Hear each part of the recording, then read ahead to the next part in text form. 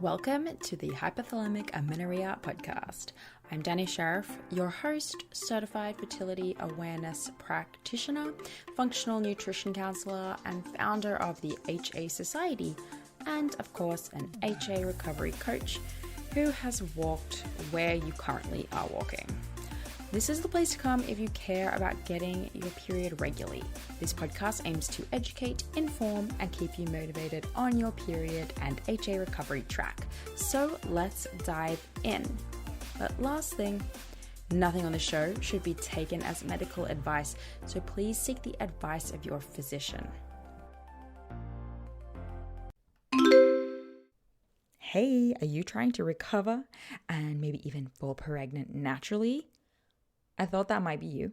And if so, we have created our best ever yet resource for you. Totally free. This is a masterclass. I've called it my masterclass because I have put everything into this, right? This masterclass is designed for you if you have HA or have had HA and are dealing with suboptimal cycles and you're serious about restoring those babies to full optimization and you want to create the ideal foundation for a pregnancy. This is going to be for you. So, in this masterclass, I'm going to provide you a lot of things, including a lot of case studies, mine, Ashley's and Mishi's, as well as lots of our past clients and what their challenges were and what they had to do to overcome it. And we cover a really wide variety of types of cases of HA. So everything from primary amenorrhea and missing periods for years and years to short-term amenorrhea and what we did to handle that situation as well, and how long it took these people to go from HA to pregnant with this system, and how long it took them to go from HA to ovulating, of course, with this system. So lots of information, lots of case studies, lots of stats. We go through why this is not a weight gain plan and how we actually divide you into phases, the 3 phases of HA, and determine what your starting point is so that you have a good idea of where you need to start with your actual changes and lifestyle and nutrition changes. We even cover questions like HA and people with a normal BMI and recovery for people who have had HA for too long. There's so much in this 60-minute masterclass. Yo, I'm impressed. And at the end, I'll also be running you through how to get a free HTMA, hair tissue mineral analysis through us, which is a part of our process for recovery and preconception clients that we're happily going to give you for free $99 as a massive thank you, of course, for joining the masterclass. So go to thehasociety.com/masterclass or head to our website and you'll find a link for it and find when the next available presentation is going to be. That's thehasociety.com/masterclass. Hallo, hier ist Teresa und du hörst den Hypothalamische Amenorrhea Podcast. Oh, it was beautiful. I love it. Okay, welcome everybody to the HA podcast. I am joined here by Teresa. She's from Germany, and she worked with Ashley. So I'm kind of really, while we've met in community calls in the HA Society and everything, I'm with you guys here kind of hearing her story from the beginning for the first time. So I'm just kind of excited to dive right in, honestly, and find out what this story is, and then just like ask you all kinds of questions. So would you do me a favor and kind of tell people a little bit about you, your beginnings, and kind of where you think your story begins? And welcome and thank you for being here. I'm very grateful to be here. I reflected on that question today and I was like, this is so difficult to answer, like where it truly began. Because for me, I think it really like the whole, like it's so multifactorial, right? There's not one beginning where it all started. And I think for me, it really started actually with like birth, because I feel like I'm exploring in trauma therapy right now, like the roots of a lot of problems that I'm facing in my life. And I'm working as a trauma therapist, or I'm training in somatic experiencing, which is a somatic therapy. And I think when I was born, there might have been something that was very like overwhelming for me, and it left like some traces. And after that, I was left with that feeling of having to hold myself together. And that showed up in a lot of physical symptoms already as an infant.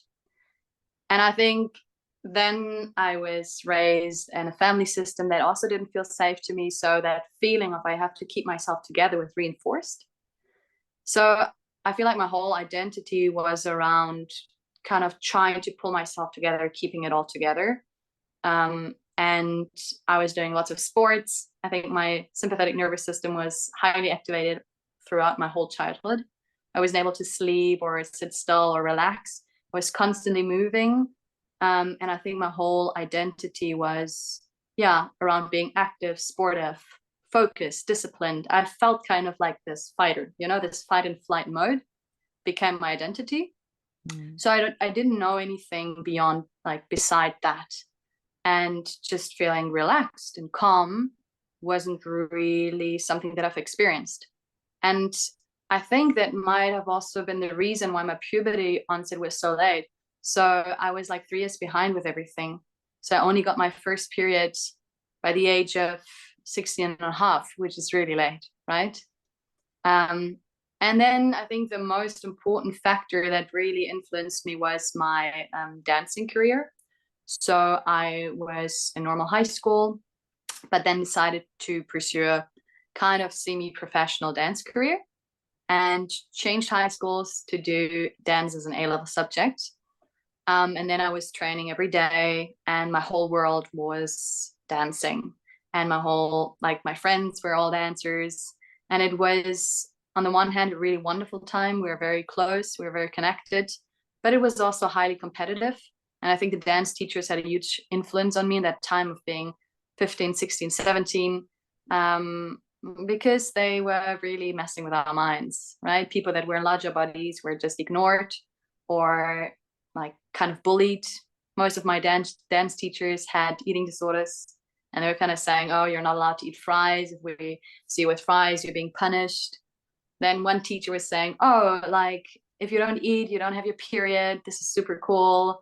You basically can control your body. It's like, if you're growing up in that environment, like, you just feel like, okay, this is it. This is like what you orient towards. And at that point, I wasn't really struggling with an eating disorder.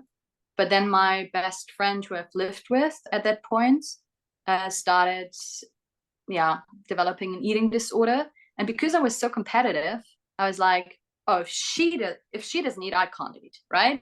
Because we were kind of like competing in all areas of our lives. And I was feeling like, if I'm eating while she's not eating, that means I'm weak in some way, right? So that is the reason how my eating disorder actually started. That I was always so focused on what people around me were doing and trying to find some orientation, what was good or bad.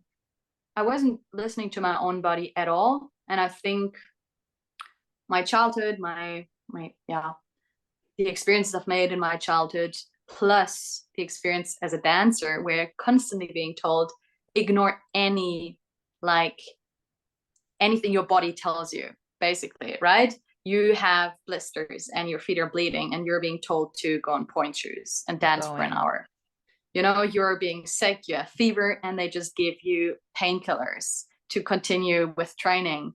And you basically cut off some part of your body, and it's becoming like it's being appreciated if you're being hard on yourself, and that has worth and value.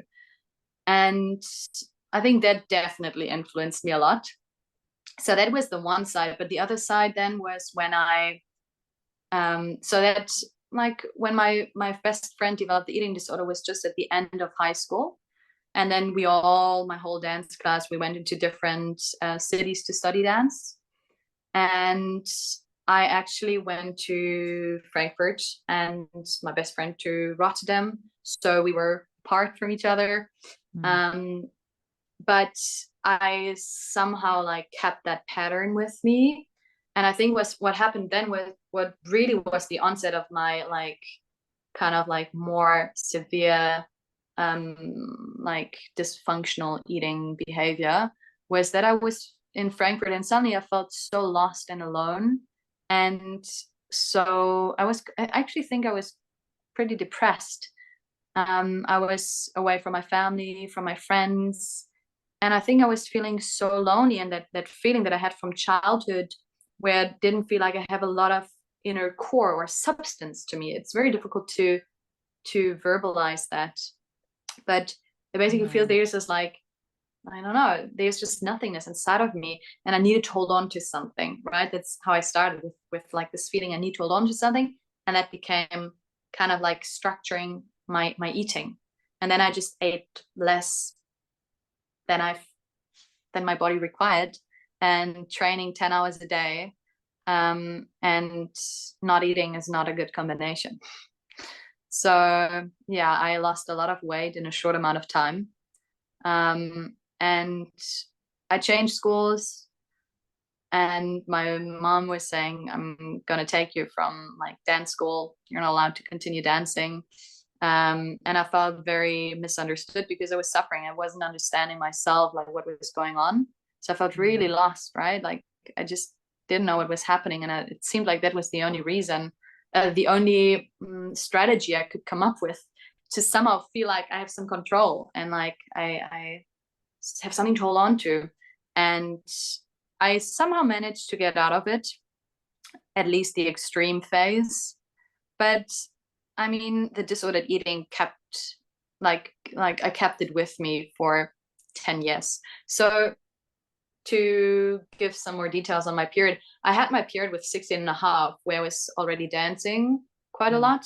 And then I had it for maybe like I don't know, a year, like irregularly. And then I got onto the pill. And while I was heading towards that more severe eating disorder, losing a lot of weight, um, I had the pill. I didn't know what was happening. And then at some point I think then I was 19, I decided to stop dancing and pursue a different path. And I was like, okay, I have a new outlook. I think I want to heal myself in order to heal others. That was kind of like a moment where my whole life changed. And that Right. became like kind of yeah, my guide. And I stopped dancing, and instead I went to Thailand and did meditation retreats and so on. But in that time I stopped taking the pill. Um, and because I was like, maybe I'm depressed because of the pill, right? Or I'm feeling so low energy and not like myself, like a shadow of myself, really. And I stopped taking the pill, and my period didn't come back. And I was like, okay. So I waited 6 months. I was like, okay, can take some time. But then what happened was that my hair was falling out, and I got acne, and I was feeling miserable. And I really was so overwhelmed, because that was again triggering this feeling like I'm falling apart, right? Everything, like my hair is falling out. It was really difficult Yeah. to deal with.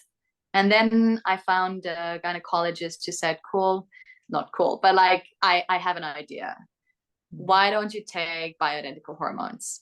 Mm. And this will stabilize you for some time. And then we make sure that your body feels safe enough to have a period, or like to get a menstrual cycle again. Mm. But then that became the crutches, and I just continued walking with them for like 8 years. May I And I ask, had, yeah, interestingly, the bioidentical stuff has been only common, something I'm hearing about really commonly more recently. So that's interesting yeah. you did that a while ago. Were you doing like 2 weeks estrogen, 2 weeks progesterone? Like what did that look like? No, I think I did. I started with, I think 21 days estrogen, and the last 12 days progesterone, and then a break of 7 days where I did have a withdrawal bleed. So Okay. I did it that way. And then I tried to reduce it, but my And you were symptoms, never on birth control. I was only on birth control between the age of 17 and 19. So at this time of taking the bioidentical, that's only Yeah. medication you were taking hormone Yeah. wise. Okay. Yeah. I'm just always curious, like what concoctions people are working with. So, okay, cool. Yeah. Thank you. But then I was basically taking bioidentical hormones for 8 years. Yeah. And I was trying to stop, but then the symptoms would reoccur and I couldn't deal with it. And then I went back on it. And that kind of went on for 8 years. And I was feeling like I'm fine. Like I don't have an eating disorder anymore because I didn't struggle with eating that much, but I was just like, had a lower BMI and was just feeling fit, and I don't know, I was feeling good in my body. Yeah. And then, well, I was not feeling great in my body, to be honest. Like, I think that is You were the feeling only. great about what it looked like on the outside. Yeah, Yeah. exactly. But the thing is, because I was always like, I was a child, and then I was dancing, and then I don't know, I'd never had a time where I didn't have a skinny, fit-looking body, right? So like that was all I knew, like as to how I can look, and I thought that is just me, and I didn't consider that maybe I would have looked differently if my body would have been in different conditions, right? Or I would have given it the food that my body requires. Um, yeah, and then I had a lot of symptoms all along the way, though, like for example, Raynaud syndrome. Like I love my partner is from South Africa, and we spent a lot of time in Cape Town during COVID. And I just love surfing, but I couldn't because my blood flow was so bad, and like my hands, like my fingers would get completely white, and my toes, and like I was, there This were a is a lot of good things. symptom to touch on. It actually comes up a Yeah, lot, of course, in the form of someone being like, yeah, I have Raynaud's, or just saying I have very poor circulation. So yeah, for super anyone cool. wondering, it's pretty much what it is, right? Right. Yeah, Raynaud's syndrome is like poor circulation. And something that I think I've picked up on for people. I don't know how true this is. But my impression of this has been like, oh, you just have this. And that's why that happens. So don't exactly. That. worry about it. And I'm like, no, you have that. That's like a symptom, not a syndrome, in my Yeah, personal opinion. And so yeah, saying it's a syndrome is like giving people permission to just be like, well, that's just me. When I have never seen it not resolve in yeah, someone once they get fully recovered, or at least improve significantly. So yeah. just for anyone out Let me there, tell you already, it did oh, improve. yeah, I okay, didn't, there you go. so I'm like fascinated, really. Mm. And I think there was also like a point where I was feeling just so weak. So I also must say I was vegan for a long time. So between the age of 19 and 24, kind of, I was mainly vegan. And my body was just so weak. Like I would try to get up from bed, and I just fell. Like, and then I did all the checkups, and I constantly had like iron deficiency, vitamin B12 deficiency. Like I've had all kinds of deficiencies. And while we were in Cape Town, my boyfriend was like, Teresa, I think you need to change something. Why don't you start eating some biltong, which is like the dried meat from South Africa, and let's get a fish from the harbor. I think you need to like increase your protein intake. At that point, I was like, nah, like I don't think it's the protein. And now, like after taking the coaching, I was like, he was right. That's But hilarious. yeah, so actually that from that point it still took me like 1.5 years, and I'd never gotten a diagnosis, right? I didn't have a period for 10 years. No one ever told me it's hypothalamic amenorrhea.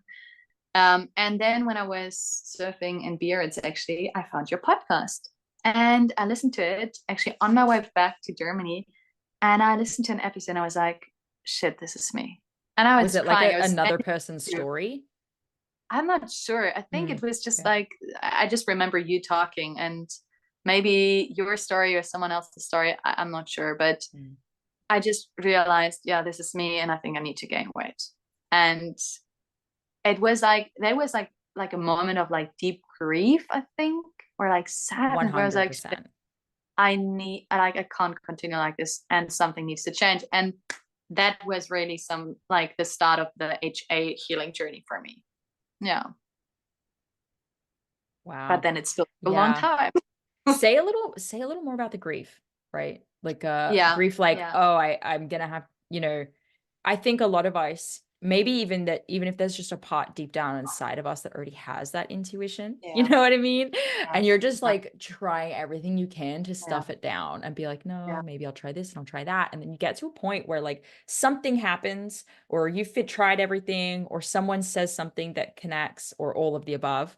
And you're just like, oh, like this is what has to happen. And suddenly the world, it's like this whole life you had where like flashes before your eyes of like constantly controlling your body. I am good if I do this. This is actually the goal.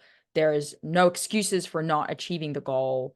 If you don't, if you do gain weight, you're a bad person, blah blah blah. All that like flashes into your Yeah. mind, and it's almost like you've just been dumped in cold water, and you're like, Yeah. whoa, I'm awake to everything that just happened. And you had said something earlier of like, I forget the words you used, but like you were kind of like lacking a true like inner core of who you are Yeah. and yourself. And Yeah.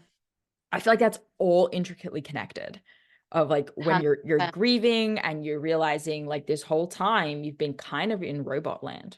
Like, let's be Yeah. real, that Yeah. the true version of yourself has been missing a little bit, or like stifled. And Yeah. I have to imagine that the grief and that moment of realization is like a transition point into this next 100%. phase. 100%. And actually that group, it kind of felt like something cracked open, you know? Mm. And yeah, that was really, I think, it's the start of something like much from a place much deeper, like starting to reveal itself. Mm-hmm. Yeah. And I Mm. think the grief I've had, it comes in waves. It's still coming. So for example, maybe just to go back to like the most recent moment of grief that I had, because I was in Cape Town again for holidays, and I did go back to how we lived basically most of the time when I was still in HA. And we were just like surfing in the morning, going on a hike, playing beach volleyball. And I was like, oh, cool. I had like 2 cycles. Like, let me just enjoy my holiday and, Yeah. go for it. And yes, I tried to eat before I went surfing, try to eat something in the morning, but just little because I was like, it's so early. Like, I don't have Yeah. time to eat, right? Like, I just want to go surfing. The waves are so good.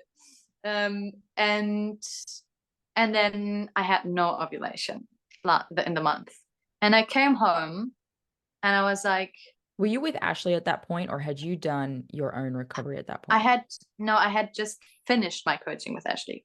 Okay, So I okay, had okay. 2 cycles. So it was great because my period came back after 3 weeks of working with Ashley after 10 years, which was like a miracle for me, really.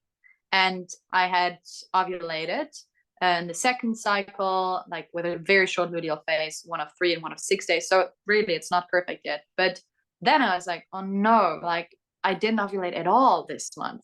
It was too much. And I realized I cannot go back to doing that much sport, not resting, and trying to be the skinny version of myself. It's just like an equation that doesn't work.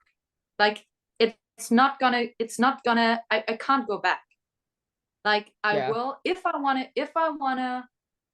wanna do sports as much as I like, and I don't know, do that for the next 70 years, hopefully, I need to prioritize maintaining my weight, resting, and fueling myself enough. But that means that I cannot look like I want to look, right, like before.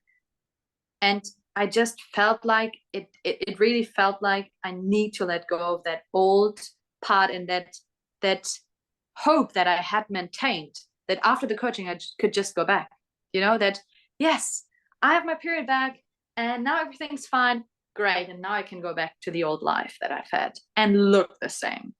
And I've had this realization, and it was this moment of grief was so deep that I was like, it really felt like this old part of myself is dying. And I kind of really need to understand that this is over and I cannot go back. And even now talking about it, it makes me feel sad. So these waves of sadness, they're still coming, but I feel like Yeah. I have more space to just hold them compassionately. Yeah. Yeah. And I think it's like also a part of it's kind of a part of being alive, isn't it? Of being like Yeah.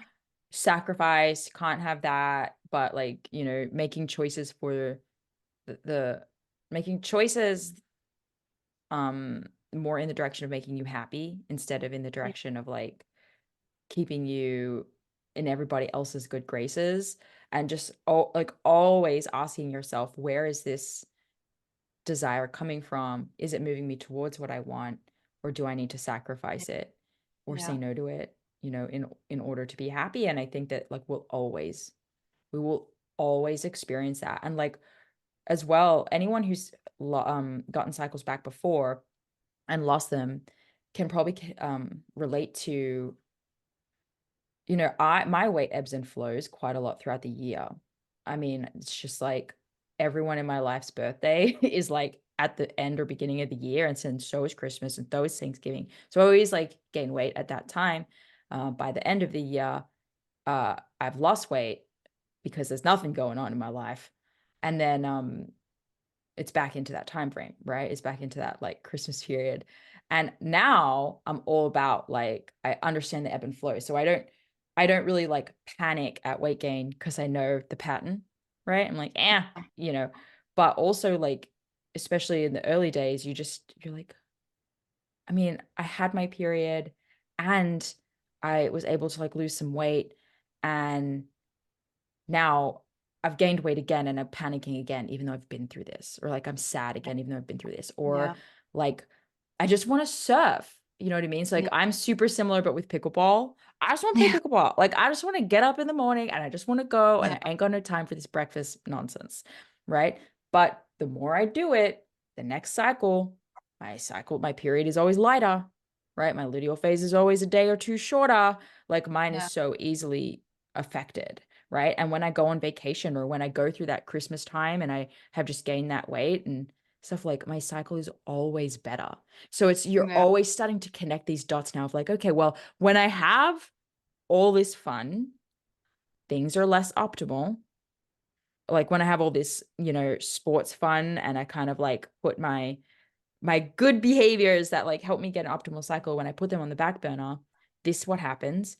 And when I relax and have fun and eat and have joy and enjoy life, things tend to get better. And I've connected those dots. And now they're not particularly emotional for me, but Yeah. once upon a time they were. And it was Yeah. constant frustration and grieving. But now it's like, okay, fine. Like I'll just start eating more breakfast, right? I'll just do what I've learned has worked. I will fix the problem, but it takes a long time to get there.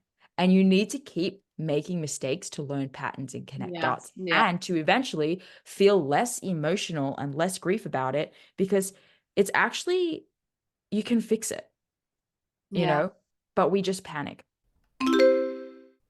Hey, are you trying to recover and maybe even fall pregnant naturally? I thought that might be you. And if so, we have created our best ever yet resource for you. Totally free. This is a masterclass. I've called it my masterclass because I have put everything into this, right? This masterclass is designed for you if you have HA or have had HA and are dealing with suboptimal cycles, and you're serious about restoring those babies to full optimization, and you want to create the ideal foundation for a pregnancy. This is going to be for you. So, in this masterclass, I'm going to provide you a lot of things, including a lot of case studies, mine, Ashley's, and Mishi's, as well as lots of our past clients and what their challenges were and what they had to do to overcome it. And we cover a really wide variety of types of cases of HA. So everything from primary amenorrhea and missing periods for years and years to short-term amenorrhea, and what we did to handle that situation as well, and how long it took these people to go from HA to pregnant with this system, and how long it took them to go from HA to ovulating, of course, with this system. So lots of information, lots of case studies, lots of stats. We go through why this is not a weight gain plan and how we actually divide you into phases, the 3 phases of HA, and determine what your starting point is so that you have a good idea of where you need to start with your actual changes and lifestyle and nutrition changes. We even cover questions like HA and people with a normal BMI and recovery for people who have had HA for too long. There's so much in this 60-minute masterclass. Yo, I'm impressed. And at the end, I'll also be running you through how to get a free HTMA, hair tissue mineral analysis through us, which is a part of our process for recovery and preconception clients that we're happily going to give you for free $99 as a massive thank you, of course, for joining the masterclass. So go to thehasociety.com/masterclass or head to our website and you'll find a link for it and find when the next available presentation is going to be. That's thehasociety.com/masterclass. Yeah. And I think like I really needed this to just realize, or like to just, I don't know, motivate myself to continue this journey. I think if my body wouldn't have responded that way, I might have actually went down that rabbit hole again of being like, cool, I'm gonna work out, I'm gonna become fit again, like as if that would make me really happy, you know, as if that would make me, I don't know, more worthy or more appreciated by others. And I think I really am on that path of finding that balance because I just really truly love movement. I've been a dancer, like I love surfing, I love like outdoor sports, right? I just do it because I really enjoy moving my body. But I want to do that until I'm 90 years old. I want to be on my surfboard and I want to be able to surf. And I already got the diagnosis osteopenia. So that was actually also the reason why I decided to go for the coaching, because I was like, Wake up I call. really something. That was the kind of second, like very crucial moment, which was a huge wake up call for me. And yeah, so I'm still on my journey, but I feel like sometimes I lose track of what my true goals are, but then I realign and I can feel in my body that I'm more aligned and connected to myself when I'm on that path. I love that. Yeah, it's so like you cannot just like fully heal from this in 3 weeks. No. So You can get a lifelong period in 3 weeks, like journey. sure, but I mean like you got to go through the first year, the first couple years, like you got to go through it, and it is so beautiful on the other Yeah. side because it Yeah. almost like releases you from having such high expectations. You're like, Yeah. you know what? You just can't. Like, you just can't do everything to the highest level. Something's got to give, and you need to choose happiness. And like, Yeah. when you have those, I feel like it makes decision making easier, right? Because now you start making decisions in line with like longevity, like you're saying, right? You want to surf till you're 90, right? Okay, well, what decisions are you going to make for longevity instead of, because like you're not going to surf till you're 90 starving yourself. End of story, right? Exactly. So now like it's clear cut for you. And I love Yeah. that. Yeah. Yeah. And I think that the challenges that I'm facing is really because I'm still like I'm like my mind is still comparing so much, right? And also trying to understand what's right and wrong. And if I'm surrounded by people that have that like idea that it's healthy to wake up, do sports, not eat, have, I don't know, like sugar-free breakfast, like after 12, like Mm. it just like sucks me into it, and I feel like, oh no, I need to compete with that. And it's really difficult for me to be clear, okay, this is not like what I have chosen for my life, and I want something else.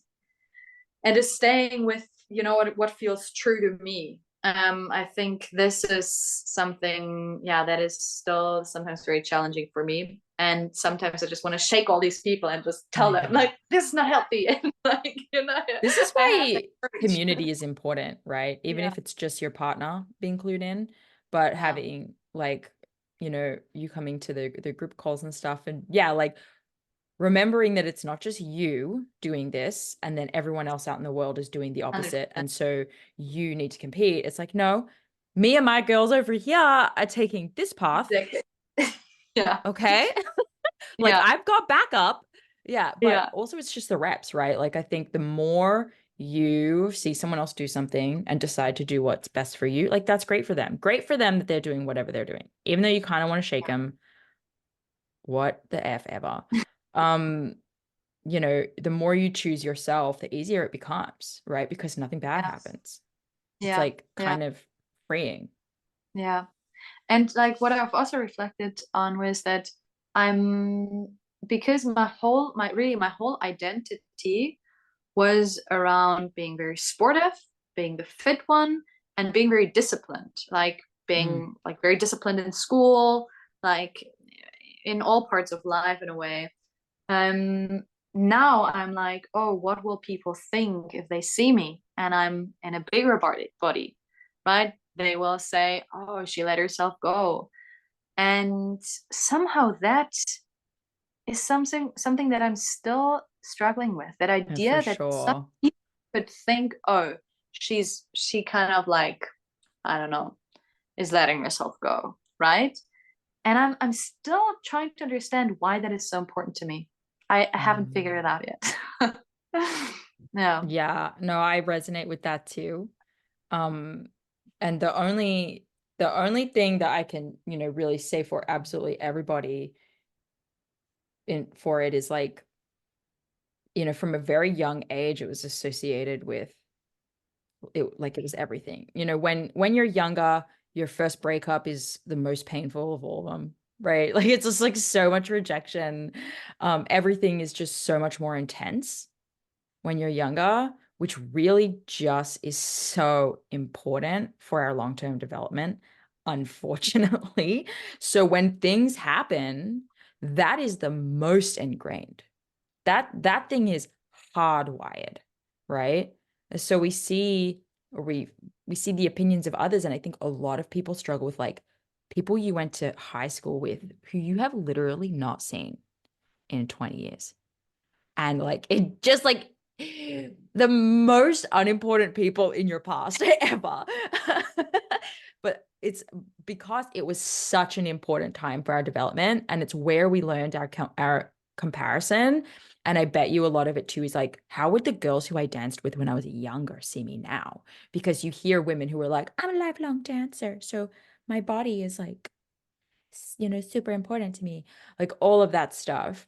And when people look at you and say they've let go, you're going, the fear is you're going to be rejected and you're going to be moved down the totem pole of importance and value. And I really, honest to gosh, just think, because it's totally illogical, just think that um as a human species, as an animal, acceptance is food, safety, hunger, community. And so just on a primal level, we're like, I will literally be banished. Yeah. And I think for me it's not only I think it's not only the fear of being rejected. I don't even think that I have that so much. It's really more, I think, that idea that I somehow have to stand out. Yeah, you And have the for me that was best. always achievement, like be the best, really, because that defines me. And if I'm not standing out, I will just go down in the crowd. Like no one will actually see me. So I won't even be discovered as a being. So then it becomes something that is very existential, right? Mm-hmm. And then it's like, who am I? And it's something that's very like difficult to describe with Yeah. words. If I'm not Yeah. special, what am I? Why am I here? Am I just a background character in everyone else's life? Like I've had those Yeah. exact feelings. It's like I'm basically just a drop of water in this Mm. ocean, but like what defines me? Like what is making me? Like I, I need to be that wave, in order to Yeah. be something. Like, and then it can get like so like deep, then I feel very disoriented, and then I'm like, Yeah. but like, like that becomes very I mean, well, what's philosophical. fucked up as women And like, is just how many of us have felt like, well, if I can just be the hottest person in the room, I'm 80% of the way there. And then I just need to also be, everything else on top. And I think that's what's really sad, right? Is yeah, like, so yeah, because I had that experience, and I pursued everything with this belief of like, when I have the perfect body, everything will come, right? All the things that come to people who are special, right, will come. mm, And that was not happening. You know what I mean? Like, in fact, it was just getting worse because I was like a moody cow that no one wanted to be friends with. And when I made this switch and was just like, I'm gonna let go of my body and I'm gonna try and focus maybe on other things and other people, right? yeah, Well, I mean, I feel like I'm getting that fulfillment. I feel like I'm getting that yeah, specialness. Like when I get a message from someone yeah. that's like, your podcast was helpful. Mm. I'm like, well, fuck yeah. Because no I mean, one you was do saying change thank you to lives. me. Yeah, No one was saying thank you to me when I had abs. They weren't like, yeah, oh my gosh, I never even yeah. had abs, but like, oh my gosh, thank you so much for your body. I know, I know. Like, no one is being like, "Oh, I love you so much because your grades are good." Like, no, people are like, "I hate No, they you because don't. your grades Yes, are good." exactly. You know? And I don't know, like, yeah, but still, that was like like my whole life. It was about like kind of standing out and like fighting and defining myself through, I don't know, performance and achievements. And now it's really this whole new path of who am I and who do I want to be. And I think Mm, for me, that started with that really like clear voice in my head saying like, heal yourself in order to heal others. So I can really like integrate that like HA healing journey into that framework of like healing myself in order to heal others. And yeah, I think it really brings me back to this. I don't know, for me now my identity is more that like moment by moment unfolding something, right? And it's more a journey of discovery rather than like definition, like, it's yeah, not you that don't even top need down. the answer. Like, what if you're Exactly, just it's like, not I a have no exactly, identity? exactly, it's not a top down like Yeah. defined thing. I'm not a thing, like Yeah. I'm an unfolding process, an ever changing unfolding process, and that is my identity, and that is scary. Yeah. But Yeah. this is where you truly lie. Yeah, Yeah. I think the only thing that we're truly able to say, like, this is perpetual for me is like your values. You know what I mean? yeah, Like your yeah, values, your goals. You're like, I want to surf till I'm 90. I want longevity. Like, I yeah, value these things. These are the yeah, things that I value. But me as a person, like, this is complex. There's a lot of things I'm into. And for me, even like, I tell this story that I was once going to training with um a friend who I was visiting, who was also a weightlifter. And on our way there, she was like, so like, what else do you like to do? And I didn't have an answer for her. It's just like, just this. And now I have so many things going on. Like, I sometimes think I need to cull them. Like, I completely renovate my own house, just like in between meetings. And so cool. and I do this for work, but sometimes I'm so distracted by like my renovation project, or sometimes I get really into pickleball and like that's all I want to do that weekend. Like, I'm kind of distracted from work, or sometimes work's taking over. And so I don't even leave the house. And it's just like every week is different. So there is no, and sometimes I'm like, no, imagine if you sat and focused and you were like, I'm an entrepreneur and I'm going to build this business and I'm going to put in everything. Like, I'm like, that could be my identity. And like, if I just did that one thing, I could be so good. But I'll also apply that to that, like, right? Like, if you just put everything into the house, like it could be so amazing. Or if you just put everything into your sport, and it's like, I don't want to do that. I love bebopping around and doing whatever I freaking feel like. Yeah, Yeah. at the But that time. requires you to be in contact with your body and noticing what your body actually wants you to Mm. do, right? And I think that is something that I start to develop now more and more, is to actually be in touch with myself. Something that I've kind of cut off. Although I was a dancer, I was obviously in contact with my body, but in a way that wasn't really about my more like my felt sense, my inner feelings. Um, so yeah, it's really about like noticing where do I feel aligned, right? Also with your values, what really resonates with me? Where do I feel like, yes, this, where I feel a sense of expansion, where aliveness coming through. So sometimes I experience Mm. myself as this like, I don't know, channel or like vessel where I just feel like something is like kind of like being expressed through me. And then I feel like this is where I know I'm at the right place. And this Yeah. is something I have that when I'm surfing, it's just like I don't know, just I don't know, this like unity with like nature and like your body on that surfboard, or when I'm singing, or when I'm doing therapy with people, and I just feel like I have these, I don't know, like ideas just arising in that Mm. conversation on like what intervention to do, or just like, I don't know, listening to a friend and just being truly in the here and now. And so yeah, that is my unfolding identity. This is great. This has been a really wonderful conversation about, having such deep rooted shit and going in like reluctantly changing it with like fear and getting out on the other side and being like, yeah, I can see that this is worth pursuing. And I know that this Yeah, is like this is long term what I want to do. And yeah, I'm happier. Like that's just like yeah, such a great, that's what everyone wants. It's not about the weight gain. It's not about the baby. It's about happiness. Right. yeah, And I yeah. think that that's great.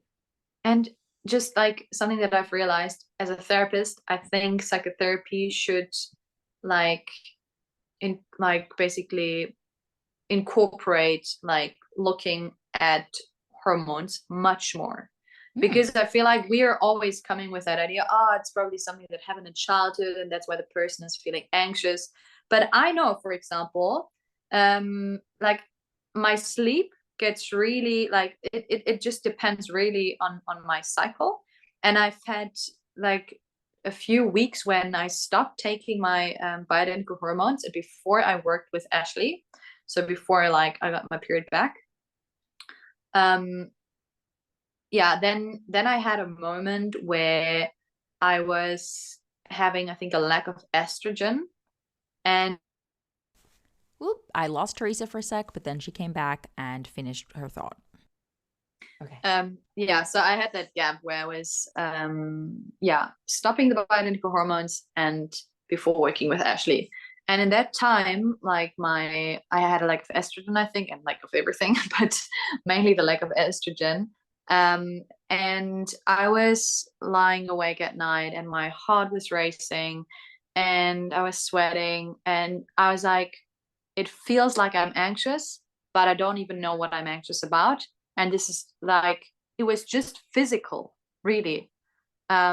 So yeah, I just want therapy to include that knowledge much more, that it's not only psychological, but sometimes really hormonal. And symptoms of anxiety can really just come from hormones and not childhood trauma necessarily. Yeah. I like it, these things totally need to be looked at holistically. I absolutely agree that like therapy, psychotherapy, psychiatry, like all of it, wouldn't it be great if it holistically looked at the whole person's entire being and not just like the state of their kind of brain or their mind, Yeah, I in a mean, each vacuum. school looks at something different, but I'm like really passionate about having that more holistic approach. And I think like working with you guys just really added an important puzzle piece to my work as well. That is so cool. Ah, you should do the HAP. Yeah, I was thinking about it, but I'm doing too many trainings at the I same know, time, Chris. yeah, I know for sure. Oh, but I love that. Okay. Well, this was great. Thank you so much for taking the time to share your story, Teresa. We Yeah. appreciate you so much. Um, I feel like though you had like slight hesitation when I emailed you in doing it. You were like, "Well," but this was perfect. Like, you had Yeah. I the mean, I'm great still on story. my way, but I'm super happy to share my journey. I love it. Thank you so much. We It was appreciate great. you. And we can't wait to catch up and see how everything's going and all of your surfing adventures. And oh, I'm Yes. just so happy Let's for catch. you. Cool. Well, you have a great Well, day, and I'll see all of you you guys next week. too. All right. Bye bye. Bye.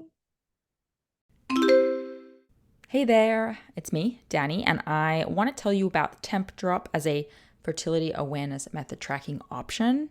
So, many of you guys know that we actually recommend the fertility awareness method both as you're going through recovery and 100% after you have gotten some cycles back and you're starting to move forward for the rest of your reproductive years. So, Temp Drop itself is a wearable fertility monitor, and we love it. It's a wearable device, so you put it around your arm, and you can use that instead of taking your temperature manually with a thermometer each morning. So, I'm personally a big fan of the manual tracking. All of us at the HA Society are, and that's the method that we use, just using a good old thermometer. We use that with our clients because it's the best way to use it as a diagnostic tool as a practitioner. And it's also the best way to ensure if you're trying to avoid pregnancy that you don't get pregnant. However, manual temping for many reasons is just not always an option.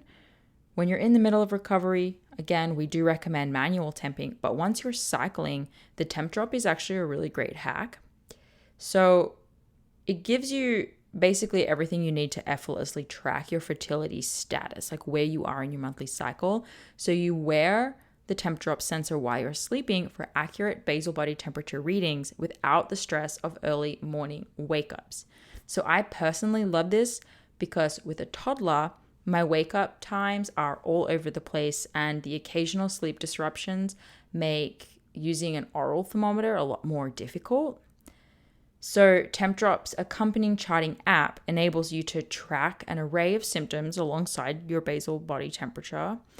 This includes tracking your cervical mucus if you've been using OPKs, and then it also gives you sleep insights too. So, you can combine these fertility signs all in one place, and that will help you identify your fertile window, confirm ovulation, plan for your period, and if you're trying to get pregnant, identify whether or not you are pregnant. So, whether you're trying to conceive or avoiding pregnancy, or you want to chart for health reasons like HA recovery, making sure your cycle's not slipping back in the HA direction, Temp Drop makes fertility awareness accessible to all women, even if you don't have regular cycles or sleeping patterns. So, track your ovulation in real time with the Temp Drop, and we are lucky enough to have a 15% off code. So if you go to their website, they're usually having a sale, but you can stack this code on top of the existing code. So just go to tempdrop.thehasociety.com and use the code AFHA Society. I think too, if you just go to tempdrop.com and use AFHA Society at the checkout, that will work too. So happy temping and good luck. This episode is brought to you by Grassland Nutrition beef liver capsules. Did you know that in terms of nutrient density, beef liver actually blows vegetables and fruits out of the water? If you're a client of mine, you have already been instructed to eat beef liver either fresh or in capsule form. I recommend it for anyone and everyone who is, of course, dealing with amenorrhea and fertility challenges out there, but I may even recommend it for just everyone in general. Get your husbands on it, get your partners on it.